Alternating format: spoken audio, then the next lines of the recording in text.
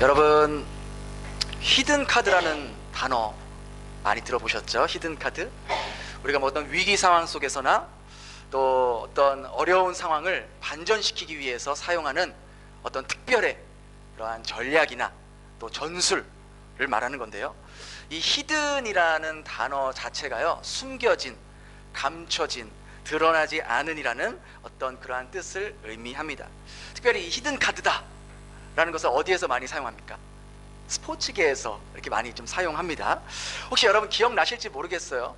1982년에 아주 대단한 사건이 하나 일어납니다. 어떤 사건일까요? 제가 태어난 해는 아니고요. 저는 그때 어머니 뱃속에 있었습니다. 제가 그 다음 해에 태어났으니까. 1982년 어떤 일이 일어났냐? 바로 한국 프로야구가 처음으로 출범한 해였습니다. 아마 여러분 우리 성도님들 중에서도 프로야구 좋아하시는 분 계실 거예요. 지금도 뭐 엄청나게 지금 막 이제 포스트 시즌 막 그때 시즌이라 지금 굉장히 인기가 있는데, 이 처음 첫 해 출범했을 때도 굉장한 인기를 끌었습니다. 근데 여러분 기억나실지 모르겠지만 그 당시에 가장 뛰어난 최고의 실력을 발휘했던 투수가 누군지 아십니까? 뭐 많이 있었지만 오비의 이 박철순 투수가 굉장히 아주 잘 던졌고 많은 사람들에게 사랑을 받았습니다. 이렇게 이 박철순, 오비 베어스의 이 박철순 선수가요, 이제 너무나도 잘해서 19승까지 올렸는데 이제 대망의 20승을 이제 선발 투수로 승리를 이제 남겨두고 있었습니다. 근데 그 20승에 도전하는 상대 팀이 누구였냐? 바로 최약체 팀인 이 삼미 슈퍼스타즈. 로고 자체도 좀 약간 삼류 같아요. 근데 이 팀은요, 프로팀이라고 하기는 너무나도 형편없는 실력을 갖춘 아주 최약체 팀이었습니다. 그 당시에 15승 65패라는 정말 믿을 수 없는 그러한 승률을 가지고 있고 최악의 경기를 보여줬는데, 그래서 이 산미팀의 이 선발 투수들이 다 이 박철순 투수의 이 20승 재물이 되기 싫어서 다 등판 안 한다고, 나 안 한다고 막 이렇게 했는데, 그때 선발 투수로는 한 번도 나오지 못했던 이 패전 전문 투수였던 바로 감사용 투수라는 사람이 내가 이 박철순 투수와 대결을 해보겠다라고 감독에게 말한 거예요. 다른 방도가 없었던 이 감독이 그래 열심히 해봐라 라고 이렇게 격려를 했지만 이미 승패는 갈라졌다라고 감독도 예측을 하고 있었던 거예요. 근데 이 감사용 선수 혼자만큼은 그날 특훈을 하면서 이 산미팀에 아주 이제 히든 카드로 이제 준비가 됩니다. 그리고 결전의 날 이 오비와 이 박철순 투수 모두가 다 이제 20승을 한다라고 예상을 하고 그렇게 이제 있었는데, 이 오비 타자들이요, 이 감사용 투수가 한 번도 선발로 나온 적이 없어서 정말 이 투구가 느리거든요. 이 느린 투구에 감을 못 잡는 거예요. 계속 삼진을 당하면서 그런 모습을 보니까 이제 이 산미의 이 타자들도 거기에 힘을 얻어서 정말 열심히 했고, 마지막에 이 산미 타자의 금광옥 선수라는 선수가 있었어요. 근데 역전 홈런을 날려서 3대2로 역전승을 하게 돼서 이 감사용 이 투수가 첫 승을 안게 됩니다. 이 박철순 투수는 20승의 재물로 이 산미를 잡았지만 도리어 이 박철순 선수가 감사용 선수의 첫 승의 재물이 되었다는 것이죠. 그야말로 이 산미의 히든 카드가 되었던 겁니다. 근데 여러분 그거 아십니까? 우리 삶 가운데에도 이러한 히든 카드가 있다라는 것을, 우리의 인생에 어려움을 만나고 또 고비를 만나고 힘듦을 만날 때 하나님은 당신의 히든 카드를 사용하셔서 우리를 보호하시고 우리를 선한 길로 인도하신다는 거예요. 오늘 본문이 바로 그러한 내용을 잘 나타내고 있는 본문입니다. 우리가 지난주 살펴본 것 같이 이제 사두개인 파와 이 바리새인 파가 진영 논리에 빠져서 서로 막 싸웠잖아요. 그러는 동안 바울이 이제 이 천부장의 손에 의해서 다시 영내로 들어가서 감옥으로 들어가게 됩니다. 근데 계속해서 바울이 예수님을 전하는 것에 대해서 싫어했던 이 유대인들이요, 아주 작정을 하고 이제는 바울을 암살까지, 죽이려 하는 계획까지 세우게 됩니다. 오늘 본문에 보니까 바울을 죽이기 전까지는 먹지도 마시지도 않겠다는 자가 무려 몇 명이라 그래요? 무려 40명이나 있다고 합니다. 여러분 생각해 보세요. 만일 나를 죽이려고 하는 사람이 한 명이라도 있으면 여러분 마음이 어떻겠습니까? 나를 죽일 카톡으로 너 오늘 밤 내가 죽여버릴 거야, 카톡을 보냈다고 생각해 보세요. 누가 얼마나 심장이 막 벌렁벌렁 떨리고 막 무섭고 두렵고 막 그러지 않겠습니까? 근데 그런 사람이 무려 40명이나 있다고 생각해 보세요. 얼마나 무섭겠습니까? 우리가 누군가의 협박을 받아도 그렇게 두려운데 누군가 나를 죽이려고 한다면은 얼마나 잠이 안 오고 무섭고 정말 조마조마하겠습니까? 끔찍한 일 아니겠습니까? 그런데 여러분, 이 모습은 하나님을 믿고 따르는 저와 여러분들에게도 여전히 오늘날에도 동일하게 반복되는 일들이라는 거예요. 예수님을 믿고 하나님의 자녀가 된 우리들에게는요, 이 세상의 악의 공격은 필연적으로 찾아올 수밖에 없다는 겁니다. 이것을 예수님이 이미 말씀하셨어요. 우리 요한복음 15장 18절 19절 한번 같이 읽어볼까요? 시작. 세상이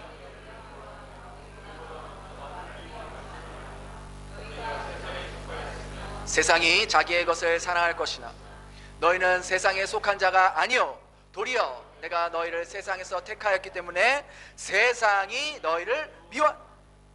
이것을 통해서 우리가 알 수 있는 것은요, 우리가 이 땅을 살아가는 동안 세상은 끊임없이 우리를 공격한다는 사실이에요. 여기서 말하는 세상이란 사탄의 영적 권세를 말하는 거죠. 우리가 예수님을 믿기 전에는 모두가 다 사탄의 권세 아래 있었습니다. 그런데 하나님의 은혜로 우리가 하나님의 자녀가 된 후에는 이 사탄의 권세에서 벗어나 하나님의 권세 아래 살게 된다는 거예요. 그러니 이 사탄에게는 자기 권세 아래 있었던, 어떻게 보면 자기 부하였고 자기 밥이었는데, 우리에게 벗어나서 하나님 편으로 가니까 어떻게 해서든 우리의 인생을 망가뜨리려고 하고 망치려고 하고 하나님을 의심하게 만들고 하나님을 떠나게 만들려고 한다는 것이죠. 사탄이요, 만약에 이 바울이 로마로 가게 되면은, 이미 사탄은 알고 있었어요. 그 로마에서 계속해서 예수님의 복음이 전해지고 로마 전역으로 예수님을 믿는 사람들이 늘어날 거라는 걸 사탄은 이미 알고 있었기에 어떻게 해서든지 바울을 로마로 가지 못하게 만들려고 예루살렘에서 죽이려고 했던 것이죠. 오늘 본문에 보니까 또 이 암살단들이요, 바울을 죽이려고 속임수를 사용합니다. 우리 15절 한번 같이 읽겠습니다. 시작. 이제 너희는 척하면서 공회와 함께 천부장에게 청하여 바울을 너희에게로 데리고 내려오게 하라. 우리는 그가 가까이 오기 전에 죽이기로 준비한다. 그러니까 암살단의 속임수가 뭐였냐, 바울에게 더 자세하게 물어보려는 척하면서 천부장에게 바울을 이제 공회로 좀 보내주십시오라고 요청을 하는 거였어요. 그래서 그렇게 이제 그 공회로 오는 길에 암살단이 숨어 있다가 바울을 죽이려 했던 음모였던 것이죠. 여러분, 이것을 보면서 우리가 알 수 있는 것은요, 사탄은 마치 우리에게 처음 찾아올 때는 양의 탈을 쓰고 우리에게 좋은 것을 주어오려는 척하면서 우리의 모든 것을 다 가져간다는 거예요.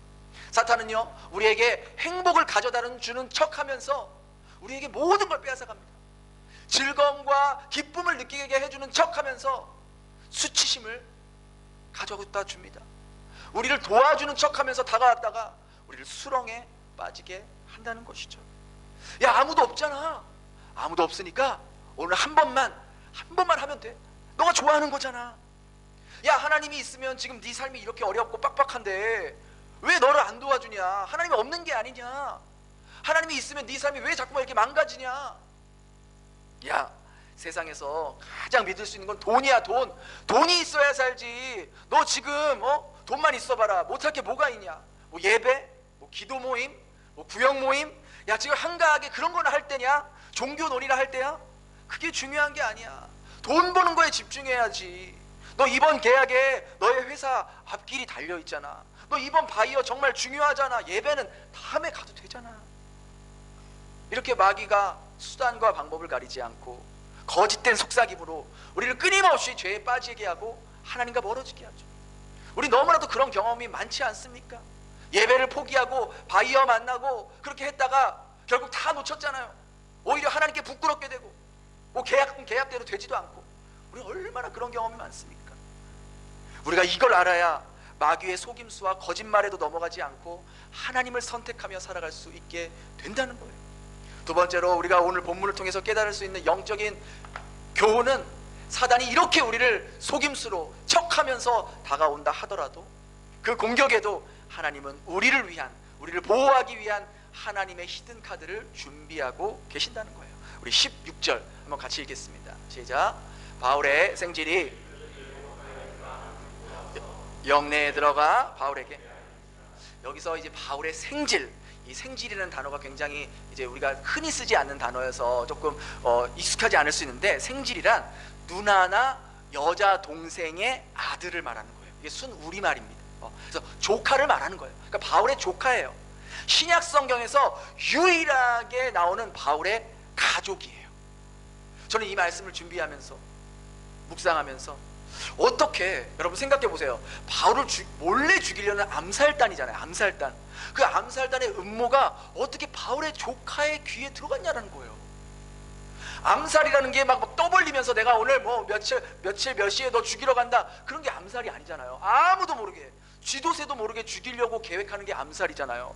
철저하게 비밀로 유지돼야 되는데 다른 사람도 아니고 어떻게 바울의 조카가 그걸 알 수 있겠냐고. 이 바울의 조카가 누굽니까? 도대체 누구길래 바울을 죽이려는 그 비밀을 알게 되었냐는 거예요. 성경에는요, 이 조카에 대해서 아무 언급도 없어요.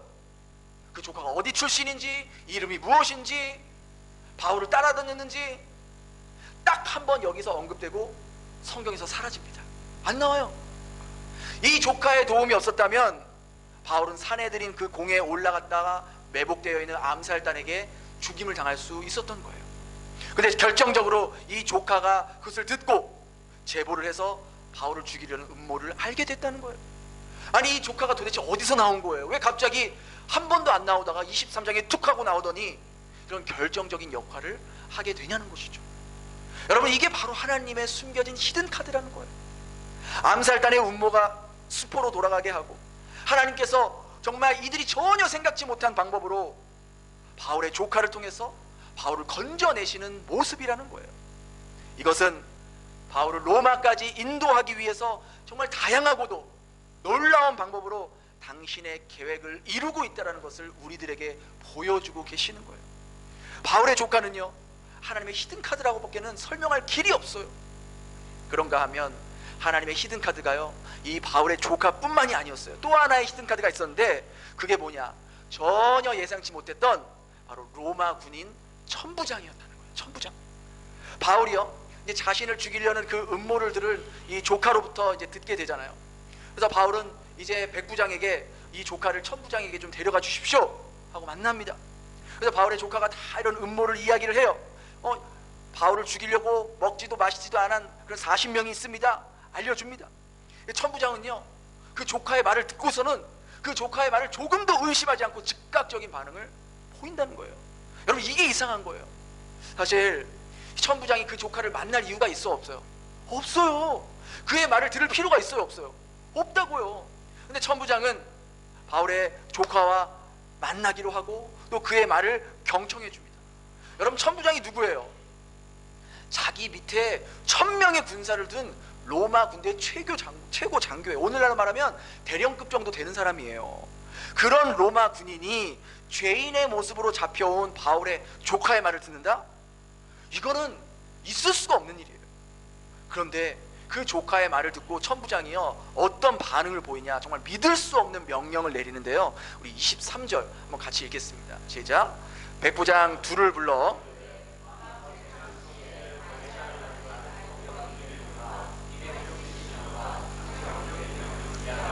천부장이 무슨 명령을 내린 거예요?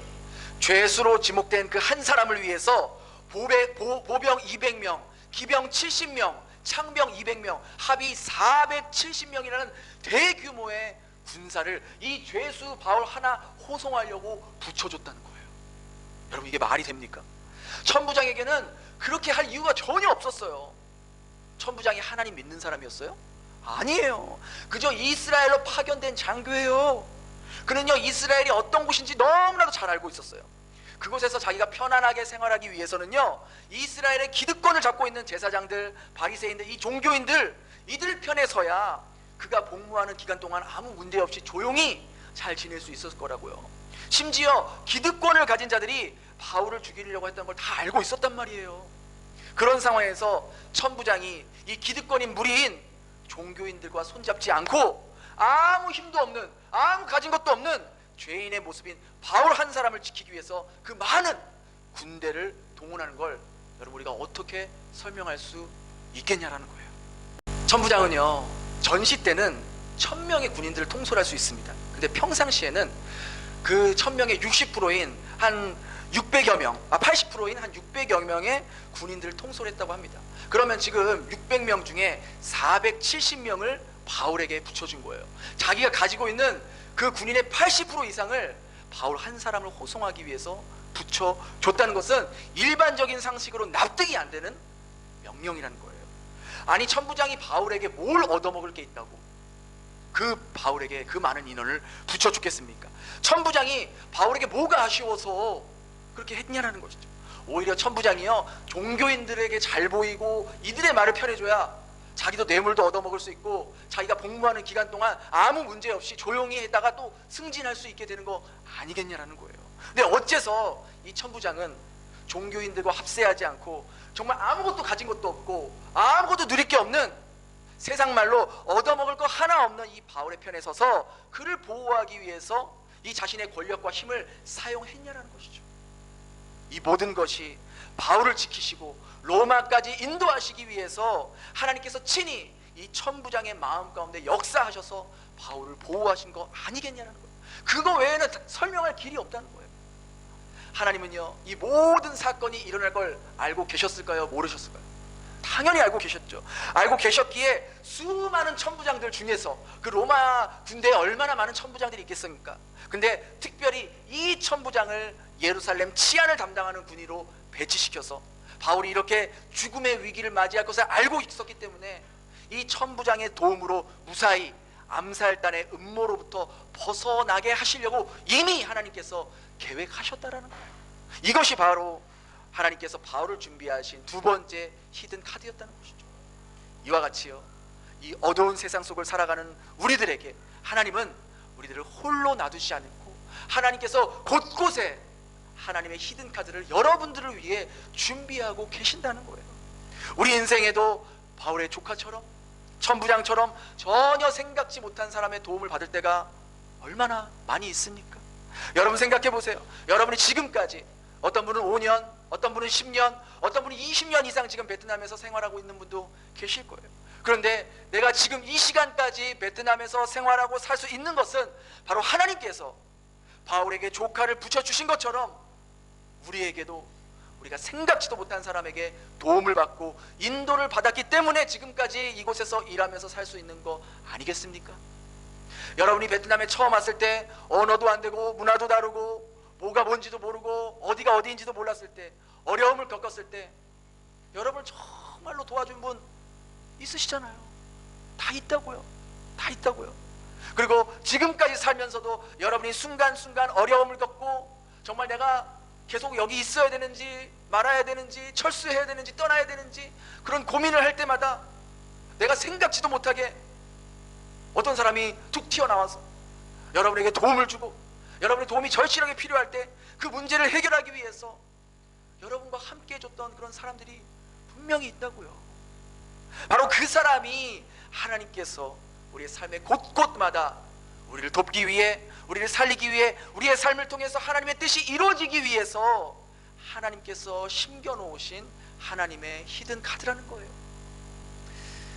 어느 한 주부가 있었습니다. 이분은 그냥 평범하게 살고 있었는데요, 오늘 남편이 건강이 많이 악화돼서 어쩔 수 없이 자신이 생계를 책임지기 위해 이제 일을 하게 되는 상황이 오게 되었습니다. 살면서 한 번도 장사나 일을 제대로 해본 적이 없어서 너무나도 막막하게 살고 있었는데, 우연히 길에서 이제 판매하는 그 빵, 토스트, 빵을 굽는 토스트를 먹어보니까 내가 이건 할 수 있겠다, 이 빵은 구워서 팔 수 있겠다 라고 해서 푸드트럭을 구입해서 시작을 했어요. 그래서 시작을 하면서 처음에는 그냥 하루 일하고 하루 먹고 살고 할 정도는 됐어요. 근데 잘 되면 우리나라 특성상 어떻게 돼요? 잘 되면 하나 옆에 또 하나 생긴단 말이에요. 그러니까 경쟁자들이 생기니까 점점 매출이 줄어드니까 점점 너무나 걱정이 되는 거예요. 그렇게 막 근심하면서 걱정하고 있는데, 그날도 다른 날과 같이 대학교 앞에서 이렇게 푸드트럭에서 빵을 구워서 팔고 있었어요. 토스트를 판매하고 있었는데 어떤 한 여학생이 오더니 사장님, 이 토스트에 이런 소스를 만들어서 판매하면 더 맛있을 것 같아요 그래서 소스 그 당시에는 그냥 빵에 그냥 설탕 해가지고 그냥 마가린 좀 해가지고 하는 게 그래도 맛있잖아요. 그렇게 팔았는데 무슨 소스? 어떤 소스? 그 여학생이 소스에 들어갈 재료들을 하나 다 알려주더래요. 그래서 잘 적고 있다가 집에 가서 그 소스를 만들어 가지고 다른 손님들에게 이제 시식용으로 먹어보라고 한 거예요. 그러니까 이렇게 소스를 발라서 빵을 주니까 손님들이 아니 이 소스 도대체 무슨 소스냐고, 처음 먹어보는데 너무너무 맛있다고. 그러면서 그때부터 막 손님들이 줄을 서면서 그 토스트를 먹기 시작한 거예요. 그날 이후 막 폭발적으로 막 손님들이 늘어났고요. 그야말로 대박이 난 겁니다. 대박이 난. 여기서 그치지 않고 이분이요, 이 토스트 가게를 프랜차이즈점으로 확장해 나갔는데 아마 여러분도 한 번쯤은 다 먹어보셨을 거예요. 바로 이삭 토스트의 이야기인 거예요. 이 이삭 토스트의 회장님이 김하경 대표님이신데요, 지금은 무려 900개의 프랜차이점, 90개도 아니야, 900개의 프랜차이점에 연 매출 토스트로 2,200억 원을 매년 연 매출 한 달에 200억 원을 토스트로 팔고 있는 그러한 분이십니다. 이분이 아마 보신 분도 계실 거예요. 이분이 뭐 유재석 씨가 이제 진행하는 유퀴즈에도 나오고요, 오은영 씨가 이제 진행하는 그런 방송에도 나왔는데요. 그러면서 여기 나오면서 어떤 얘기를 했냐면, 내가 너무나도 힘들고 어려웠을 때 그때 나에게 와서 그 소스의 비법을 알려준 그 여학생이 너무너무 고마워서 자기가 그 여학생을 찾고 싶어서 그 주변에 있는 대학교의 강의실을 다 들어가서 그 여학생의 그 인상착의를 아니까 찾으려고 했는데 찾을래야 찾을 수가 없대요. 그래서 온 손님들한테 이런 여학생 봤냐 하니까 아무도 모른다는 거예요. 그래서 막 방송에 나갈 때마다 꼭 그때 나한테 소스 알려준 학생 나한테 꼭 좀 연락을 달라고 해도 지금까지 연락이 없는 거예요. 그러면서 이 김하경 대표님이요, 이 여학생이 바로 하나님께서 나에게 보내주신 천사가 확실하다, 이 천사 덕분에 지금의 이삭 토스트가 생겨난 거다 하면서 그 천사를 보내주신 하나님께 항상 감사하면서 지금도 기업을 운영하면서요, 얼마나 연 매출 2,200억 원을 찍으시는데 얼마나 검소하게 살고 얼마나 겸손하게 사시는지 몰라요. 이분이 그렇게 900여 개의 프랜차이즈점을 운영하시는데요, 단 한 번도 가맹 그 점주들에게 가맹비를 받지 않는데요. 인테리어 비용도 안 받는데요. 이 김하경 대표님은 하나님이 주신 마음으로 이웃을 살리는 것이 자신의 기업의 목적을 두고 운영하셨다는 거예요. 그는 이렇게 고백합니다. 내가 이 땅에 살아있음으로 인해서 한 사람이라도 행복하다면 나는 그게 성공한 인생이라 생각한다. 이분이 이런 마음을 가지고 그렇게 살고 계세요. 여러분, 하나님께서 우리를 인도하시는 방법은 정말 무궁무진합니다. 하나님은 바울을 너도 로마에 반드시 가야 된다 말씀하셨기에 하나님은 천지를 바꾸시면서까지 당신이 하신 말씀을 반드시 이루시는 그런 분이세요. 그러하기에 여러분, 우리가 살면서 내가 기도한 대로 되지 않고요, 내가 생각한 대로 내가 계획한 대로 되지 않는다 할지라도 너무 낙심하지 마세요. 너무 힘들어하지 마세요. 왜냐하면 하나님은 여전히 지금도 나를 위해 돕기 위해서 신실하게 일하시고 나를 위해서 준비하신 그 히든카드는 신묘막측한 정말 설명할 수 없는 방법을 갖고 계신 그런 분이시라는 거예요. 바울을 건져내기 위해서 성경에 딱 한 번 등장해서 더 이상 등장하지 않는 조카를 사용하셨던 거죠.